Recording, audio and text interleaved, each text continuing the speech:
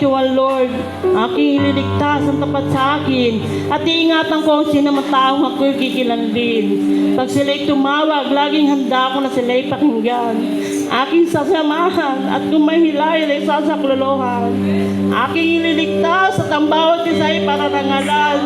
Sila'y bibigyan ko at gagantimpalaan ng habang buhay. At nakatitiyak na ang tatamuhin. Nila'y kaligtasan. Hallelujah! Pangawakan natin ang pangako ni Lord. Hallelujah!